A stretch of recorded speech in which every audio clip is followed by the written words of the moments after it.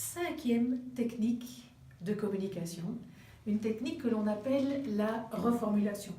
Avant de vous l'expliquer, un exemple.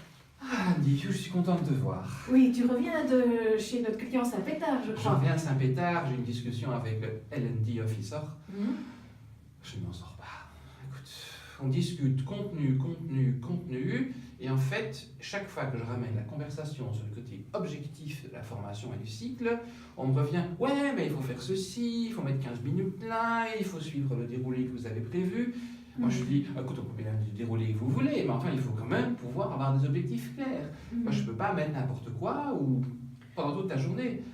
Ah ben oui, c'est pénible. Hein. Oui, j'entends vraiment que c'est pénible. Et si je te comprends bien, toi, tu trouves vraiment important de parler des objectifs avant le contenu, et le client, il te ramène toujours au niveau du contenu. Donc, la conversation est vraiment compliquée. C'est exactement ça. Ok.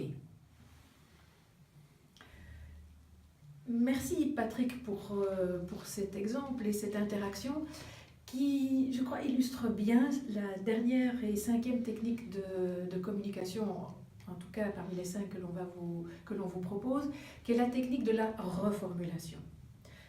Vous avez vu, Patrick vient avec un certain nombre d'éléments dont il a envie de parler, et qu'est-ce que j'ai fait ? J'ai repris dans mes propres mots, mais en plus court, ce que je croyais qui était l'essentiel du message. Et Patrick a confirmé que c'était l'essentiel du message. Voilà la reformulation. La reformulation, c'est répéter en vos propres mots ce que vous avez entendu. Quel en est l'objectif ? C'est d'être sûr que j'ai bien compris le message qui m'a été donné. Dans ce cas-ci, il a été bien compris. Si je n'avais pas bien compris, Patrick aurait simplement pu me dire « mais non, c'est pas tout à fait ça » et donc me réexpliquer. Et je préfère faire ça parce que, in fine, à la fin de la conversation, on est sûr de s'être bien compris. Donc, la reformulation permet d'être sûr d'avoir bien compris. Il permet aussi parfois à l'interlocuteur d'ajouter un élément. Je reprends l'exemple, je reformule à Patrick et Patrick me dit « oui, c'est tout à fait ça » et aussi « il s'est passé ça qui est important ». Donc ma reformulation lui permet de compléter un élément qu'il estime important dans la conversation. Voilà les objectifs, les intentions de la reformulation. Alors, les reformulations s'introduisent souvent par des petits mots que vous avez peut-être déjà entendus, si je t'ai bien compris. Selon vous, en résumé. Alors, comme vous pouvez voir sur la dia, plusieurs possibilités, trouvez la vôtre, trouvez celle qui vous convient. Et je vous invite déjà, avant la prochaine fois où nous allons le retravailler, à essayer, à le pratiquer. C'est quelque chose que vous pouvez déjà mettre en place tout de suite. Une autre utilisation de la reformulation, c'est lorsque on parle d'un sujet X, l'entretien avec un client dans ce cas-ci, et puis mon interlocuteur parle d'autre chose, et puis encore d'autre chose, puis encore d'autre chose. Eh bien, je vais faire une reformulation par rapport au début de ce dont il parlait sur le sujet, qui va lui permettre, un peu de façon fluide, de se recentrer sur le sujet. Voilà, ça c'est une autre manière d'utiliser la reformulation.